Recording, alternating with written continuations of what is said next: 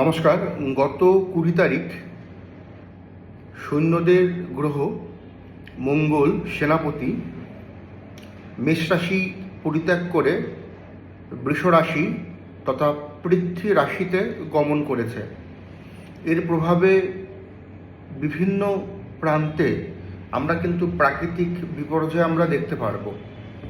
এ বিষয়টা একটু আমাদেরকে সতর্ক এবং সজাগ থাকতে হবে। এছাড়াও এই প্রভাবে বেশ কিছু অ্যাক্সিডেন্টের মতন ঘটনা, বাজে ঘটনা কিন্তু ঘটার জোরালো সম্ভাবনা রয়েছে।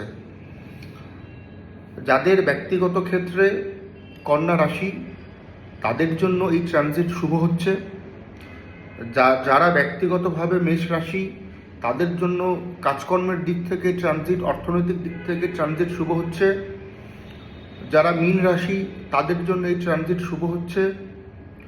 যারা তুলা এবং কুম্ভ রাশি কিছুটা, তাদের জন্য এই ট্রানজিট শুভ হচ্ছে। তবে মাথায় রাখতে হবে, এই যে শুভ হচ্ছে কথাটা আমি বললাম, এই রাশির তাদের ব্যক্তিগত জন্মকুণ্ডলিতে মঙ্গলের কী অবস্থান রয়েছে, তাদের এই মুহূর্তে কী দশা অন্তর্দশা চলছে, এর উপরেও কিন্তু অনেকখানি নির্ভর করবে। নমস্কার।